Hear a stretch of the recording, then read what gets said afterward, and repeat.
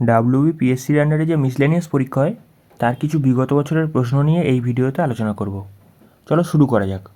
একটি বিদ্যালয়ে যদি মোট ছাত্রের 75% বালক হয় এবং বালিকার সংখ্যা যদি 420 হয়, তাহলে বালকের সংখ্যা কত?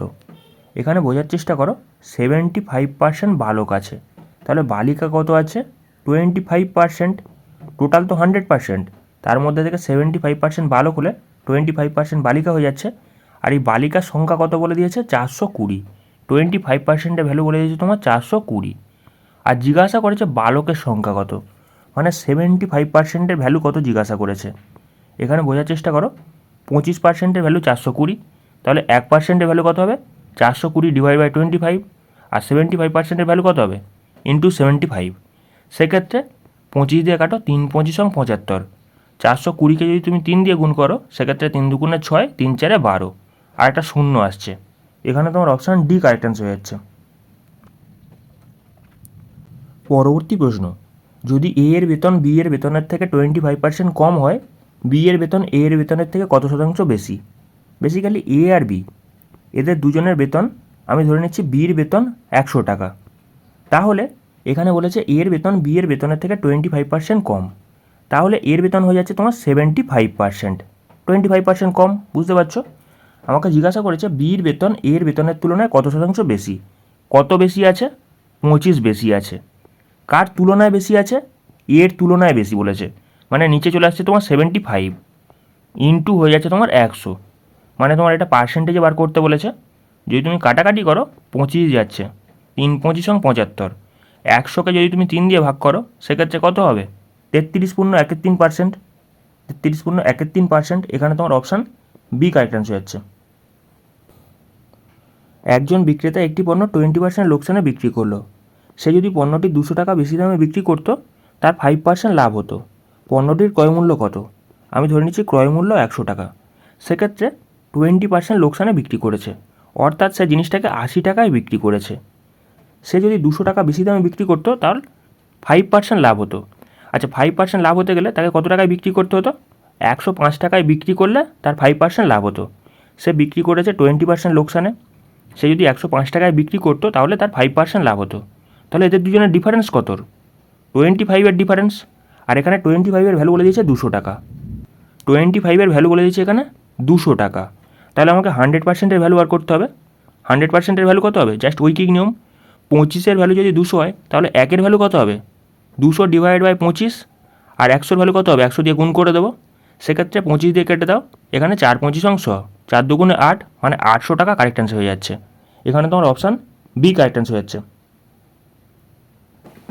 পরবর্তী প্রশ্ন, একজন অসৎ ব্যবসায়ী ক্রয়মূল্যে পণ্য বিক্রি করার দাবি করে, কিন্তু বেঠিক ওজনের বাটখারা ব্যবহার করে সে 1 কেজি পণ্যের পরিবর্তে 900 গ্রাম বেচে। তার লাভে শতকরা হার কত? আমি ধরে নিচ্ছি 1 কেজি পণ্যের দাম 1000 টাকা। আচ্ছা, 1 কেজির মধ্যে কত গ্রাম আছে? এর মধ্যে 1000 গ্রাম আছে, তাই তো? 1000 গ্রামের দাম 1000 টাকা, তাহলে 900 গ্রামের দাম কত হবে? 900 গ্রামের দাম হয়ে যাবে তোমার 900 টাকা। বুঝতে পারছো? এই রকমই বোঝার চেষ্টা করো, 100 গ্রামের দাম কত হবে? 100 গ্রামের দাম হবে তোমার 100 টাকা। 900 গ্রাম বেচছে, 900 গ্রাম বেচার কারণে তার লাভ কত হচ্ছে? 100 গ্রাম লাভ হচ্ছে, মানে 100 টাকা তার লাভ হচ্ছে। সেক্ষেত্রে তার এটা পার্সেন্টেজে করতে গেলে 100 দিয়ে গুণ করতে হচ্ছে। দুখানা শূন্য কেটে যাচ্ছে। 100-কে যদি তুমি 9 দিয়ে ভাগ করো, কত পড়ে থাকবে? 11.1% পড়ে থাকবে। এইটা তোমার কারেক্ট অ্যান্সার হয়ে যাচ্ছে। এটা দেখো অপশান বিতে আছে, অপশান বি কারেক্ট অ্যান্সার। পরবর্তী প্রশ্ন, স্পিরিটের সঙ্গে কী অনুপাতে জল মিশিয়ে ক্রয়মূল্যেই বিক্রি করলে 20% লাভ হবে? বেসিক্যালি বোঝার চেষ্টা করো, আমি ধরে নিচ্ছি জিনিসটার দাম 100 টাকা। 20% লাভে বিক্রি করতে গেলে আমাকে বিক্রি করতে হবে 120 টাকাতে, মানে এখানে 20 টাকা যে বেশি হয়েছে, এই 20 টাকার আমাকে জল মেশাতে হবে। 20 টাকার জল প্লাস 100 টাকার এখানে স্পিরিট, এই দুটোকে অনুপাত করে নাও, সেক্ষেত্রে তোমাদের অ্যান্সার চলে আসবে। সেক্ষেত্রে 5:1। এখানে উল্টে দেওয়া আছে, এখানে তোমার অপশান বি কারেক্ট অ্যান্সার হয়ে যাচ্ছে। কিন্তু এটাকে তুমি অ্যালিগেশনে যদি করতে চাও, সেক্ষেত্রে দেখো একটু বড় হবে। তাছাড়া এটাতেও অ্যান্সার আসবে। স্পিরিট আছে আর এখানে ওয়াটার আছে। এখানে বোঝার চেষ্টা করো, স্পিরিটের দাম 100 টাকা আর ওয়াটারের কোনো দাম নেই, শূন্য হয়ে যাচ্ছে। যখন সেটাকে বিক্রি করতে চাইছি, সেক্ষেত্রে বলতে চাইছি এখানে 20% লাভ হয়েছে, মানে 100-র ভ্যালু হয়ে যাচ্ছে তোমার 120। আর আমাকে জিজ্ঞাসা করেছে 100-র দাম কত। একটা শূন্য কেটে যাচ্ছে, যদি তুমি 5 দিয়ে কাটো 5 দুগুণে 10, আর এখানে 6 দুগুণে 12, আবার 2 দিয়ে যাচ্ছে 3 দুগুণে 6, এখানে যদি কাটো সেক্ষেত্রে 50 দুগুণে 100 হয়ে যাচ্ছে, মানে 5 5 25, মানে 250 ডিভাইড বাই হয়ে যাচ্ছে তোমার 3। সেক্ষেত্রে তলায় 3টাকে না লিখে আমি কী করবো, 3 দিয়ে সবকটাকে গুণ করে দেবো। সেক্ষেত্রে এপারে 300 হয়ে যাচ্ছে, আর এপারে 3-এর সঙ্গে তুমি 0 গুণ করলে 0ই চলে আসছে, আর মাঝখানে পড়ে থাকছে তোমার 250। সেক্ষেত্রে তুমি বিয়োগ করে দাও, এপারে বিয়োগ করলে কত আসছে তোমার 50 টাকা, আর এইপারে যদি বিয়োগ করি সেক্ষেত্রে কত হবে 250 টাকা। এই দুটোকে অনুপাত করে নাও, সেক্ষেত্রে তোমাদের একই অ্যান্সারই চলে আসবে। একটা শূন্য কেটে যাচ্ছে, এবার তোমার 5 5 25, 5 দিয়ে কেটে যাচ্ছে, এখানে তোমার 5:1 কারেক্ট অ্যান্সার হয়ে যাচ্ছে। এখানে তোমার অপশান বি কারেক্ট অ্যান্সার হয়ে যাচ্ছে। তুমি যেভাবেই করো না কেন একই অ্যান্সারই আসবে। পরবর্তী প্রশ্ন একটা সরল করতে দিয়েছে। একটা জিনিস বোঝার চেষ্টা করো, ধরো একটা ভগ্নাংশ দিয়েছে 7/1/2। এই জিনিসটাকে তুমি কীভাবে লিখতে পারো, 7 + 1/2 এরমভাবে লেখা যায়। ওই জিনিসটাকে জাস্ট এখানে অ্যাপ্লাই করছি। বেসিক্যালি 999 প্লাস এখানে 494টাকে আমি কীভাবে লিখতে পারি, 495 - 1 করতে পারি, ডিভাইড বাই 495 করতে পারি। বুঝতে পারছো, এটা ইনটু হয়ে যাচ্ছে তোমার 99। বেসিক্যালি আমি এই জিনিসটা আগে সলভ করছি, এইটুকু জিনিস। সেক্ষেত্রে কী হচ্ছে দেখো, বেসিক্যালি এই 495 তলায় 495 চলে আসছে, মানে এটাকে আলাদা করছি। সেক্ষেত্রে 999 প্লাস এখানে তোমার এই 495 তলায় যদি 495 চলে আসে তাহলে 1 হয়ে যাচ্ছে, মাইনাস ভেতরে কি পড়ে থাকছে 1/495, জাস্ট আলাদা করে দিলাম, ইনটু হয়ে যাচ্ছে তোমার 99। সেক্ষেত্রে 999 প্লাস 1 মানে কত হয়ে যাচ্ছে তোমার এখানে 1000, মাইনাস 1/495 ইনটু হয়ে যাচ্ছে তোমার 99। তাহলে এবার যদি প্রথম থেকে লিখি সেক্ষেত্রে দেখো 1/100, 1/100 চলে আসছে। তারপর ব্র্যাকেটের মধ্যে চলে আসছে তোমার, ধরো সেকেন্ড ব্র্যাকেট দিয়ে দিলাম 1/5। আচ্ছা, তারপর এখানে প্লাস আসছে 99, এখানে তোমার গুণ হচ্ছে, মানে কত যাচ্ছে 99000, মাইনাস এই 99টা যখন এর সাথে একবার গুণ হবে, মানে এর সাথে একবার গুণ হচ্ছে, এর সাথে একবার গুণ হচ্ছে, এর সাথে যখন গুণ হবে তখন এটা বেসিক্যালি কেটে যাবে। কত দিয়ে কাটবে, 5 দিয়ে কাটবে। বেসিক্যালি কত দিয়ে কাটছে, 5 দিয়ে কাটছে। তাহলে এখানে 1/5 পড়ে থাকছে, মাইনাস 1/5 পড়ে থাকছে, এখানে মাইনাস আছে দেখো। সেক্ষেত্রে এই 1/5 এই 1/5 কেটে যাচ্ছে। তাহলে এখানে দেখো এই দুখানা শূন্য, এই দুখানা শূন্য কেটে যাচ্ছে, মানে 990 এখানে কারেক্ট অ্যান্সার হচ্ছে 990।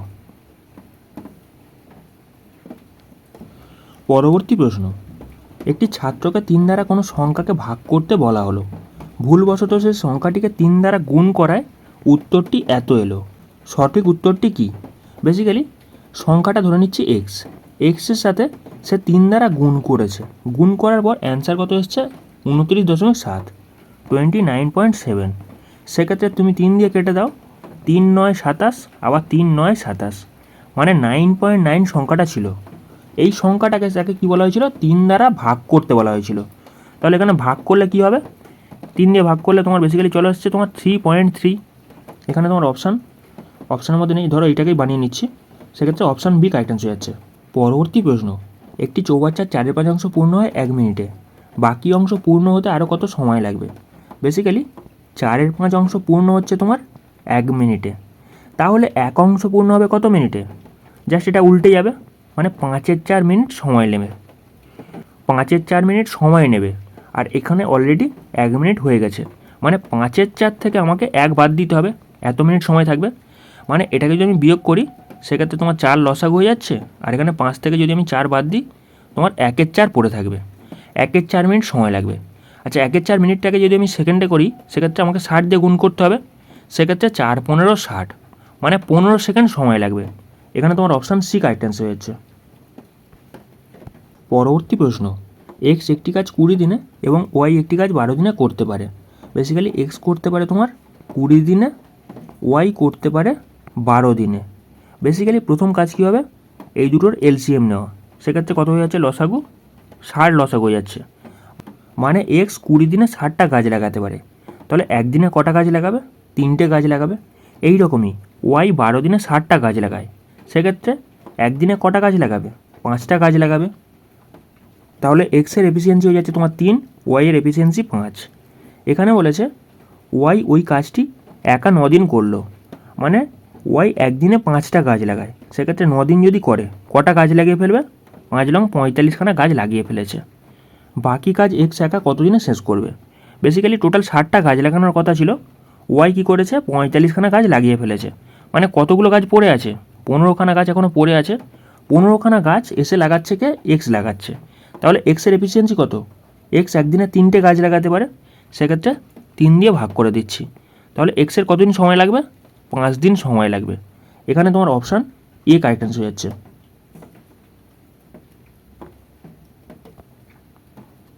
12 জন শ্রমিক একটি কাজ শেষ করতে 4 ঘন্টা সময় নেয়। 15 জন শ্রমিক ওই কাজটি সম্পূর্ণ করতে কত সময় নেবে? বেসিক্যালি 12 জন শ্রমিক 4 ঘন্টা করে কাজটা করে কমপ্লিট করে, তাহলে 15 জন শ্রমিক এক্স ঘন্টা সময় নেবে। এটাকে কাটাকাটি করে নাও, তোমাদের অ্যান্সার চলে আসবে। কত ঘন্টা সময় লাগবে তাহলে? 3 দিয়ে যাচ্ছে, 3 5 15, এখানে 3 4 12, মানে 4 4 16 ডিভাইড বাই হয়েছে তোমার 5, তার মানে কত হয়ে যাচ্ছে?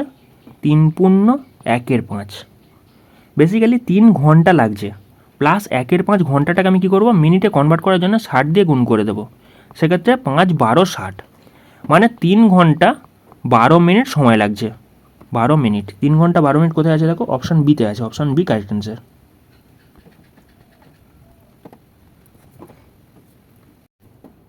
পরবর্তী প্রশ্ন, একটি মালি এতটি গাছের চারা এমনভাবে রোপণ করলেন যাতে একটি শ্রেণীতে যতগুলি গাছ আছে ঠিক ততগুলো শ্রেণী আছে। একটি শ্রেণীতে কতগুলো গাছ আছে? বেসিক্যালি এখানে এক্স ইন্টু এক্স, মানে এক্স স্কোয়ারের ভ্যালু তোমার বলে দিয়েছে কত? 17956। সেক্ষেত্রে এটাকে আমাকে বর্গমূল করতে হবে। তাহলে দুটো দুটো করে সংখ্যা আসছে, সেক্ষেত্রে 1 1 1, কত পড়ে থাকছে? 7 9। এখানে 1 ডবল কত? 2। সেক্ষেত্রে কত দিয়ে যাচ্ছে দেখো? এটা যদি 4 দিয়ে যায়, না 4 দিয়ে যাবে না, 3 দিয়ে যাচ্ছে। 3 দিয়ে গেলে সেক্ষেত্রে কত যাচ্ছে? 3 3 9, আর এখানে 3 2 6, পড়ে থাকছে তোমার 0 1, আর এখানে 5 6 লেবে যাচ্ছে। 13 ডবল কত? 26। এটা যদি 4 দিয়ে যায়, সেক্ষেত্রে 4 দিয়ে গুণ করলে 4 4 16 6, হাতে থাকলো তোমার 1, 4 6 24, 1 25, আচ্ছা 4 2 8 10, মিলে যাচ্ছে। তাহলে এখানে তোমার বেসিক্যালি 134 স্কোয়ার। এখানে তোমার অপশান বি কারেক্ট অ্যান্সার হচ্ছে। পরবর্তী প্রশ্ন, এক ব্যক্তি মূলধনের 1/3 অংশ বার্ষিক 7% হারে, 1/4 অংশ বার্ষিক 8% হারে এবং বাকি অংশ 10% হারে বিনিয়োগ করলেন। যদি তার বার্ষিক আয় এত টাকা হয়, তাহলে তার মূলধন কত ছিল? আমি মূলধনটা ধরে নিচ্ছি এক্স টাকা ছিল। সেক্ষেত্রে পিটিআর বাই 100 সরল সুদের ফর্মুলায় ফেলবো। সেক্ষেত্রে প্রিন্সিপালটা হয়ে যাচ্ছে এক্স টাকা। টিটা দেখো সব জায়গায় বার্ষিক বলেছে, সেক্ষেত্রে 1 হয়ে যাচ্ছে। আরটা আমরা ব্র্যাকেটের মধ্যে বার করব, আর ডিভাইড বাই 100। পি হয়ে যাচ্ছে এখানে এক্স, টিটা এখানে 1, আর তলায় চলে আসছে 100, আর ব্র্যাকেটের মধ্যে বেরোবে আর। এবার বোঝার চেষ্টা করো, 1/3 অংশ বিনিয়োগ করেছে 7% হারে, মানে 1/3 গুণিত 7, প্লাস 1/4 অংশ বিনিয়োগ করেছে 8% হারে, 1/4 গুণিত 8, প্লাস এখানে বোঝার চেষ্টা করো 1/3 অংশ বিনিয়োগ করা হয়ে গেছে, 1/4 অংশ বিনিয়োগ করা হয়ে গেছে। তাহলে কত অংশ বিনিয়োগ করে দিয়েছে, কত অংশ পড়ে আছে, সেটা বার করতে গেলে আমাকে কী করতে হবে? 1/3 প্লাস 1/4 এই দুটোকে যোগ করে 1 থেকে বিয়োগ করে দিতে হবে। সেক্ষেত্রে লসাগু হয়েছে কত? 12 লসাগু, আর ওপরে তোমার এক সাইডে 4 এক সাইডে 3, মানে তোমার 7। 7-এর 12 অংশ সে বিনিয়োগ করে ফেলেছে। তার কাছে এখন কত অংশ পড়ে আছে? 5-এর 12 অংশ পড়ে আছে এখন। তাহলে এই 5-এর 12 অংশ সে বিনিয়োগ করছে 10% ইন্টারেস্টে, ইন্টু 10, আর এখানে তার ইনকাম কত হচ্ছে? 561 টাকা, ইজিক্যাল টু 561। সেক্ষেত্রে এই ব্র্যাকেটের কাজটা আগে সলভ করছি। এখানে দেখো 4 দিয়ে কাটছে, 4 2 8, এটা যদি তুমি 2 দিয়ে কাটো 5 2 10, আর এখানে 6 2 12। সেক্ষেত্রে প্রথমে চলে আসছে তোমার 7-এর 3, প্লাস তারপর চলে আসছে তোমার 2, প্লাস এখানে 5 5 25 ডিভাইড বাই 6, এটা 6 আছে। আচ্ছা, তার মানে লসাগু হয়ে যাচ্ছে তোমার 6। সেক্ষেত্রে 7 2 14, প্লাস 6 2 12, প্লাস 25। আচ্ছা, প্রথমে যদি বসাই সামনের দিকে এক্স ডিভাইড বাই 100, এটা বসিয়ে দিলাম, এটা যেটা ছিল এটা বসিয়ে দিলাম এখানে, ইজিক্যাল টু হয়ে যাচ্ছে তোমার 561 টাকা। পরের লাইনে এক্স ডিভাইড বাই 100, আর ওপরের লাইনে এটাকে যোগ করলে কত চলে আসছে? 51 ডিভাইড বাই 6 ইজিক্যাল টু 561। সেক্ষেত্রে 51 দিয়ে কাটছে, একান্ন এক একান্ন একান্ন এক মানে 11 দিয়ে কেটে যাচ্ছে। আচ্ছা তাহলে কী হয়ে যাচ্ছে, 6 11 66 মানে 6600, এটা তোমার কারেক্ট অ্যান্সার হয়ে যাচ্ছে। এটা দেখো অপশান এতে আছে, অপশান এ কারেক্ট অ্যান্সার।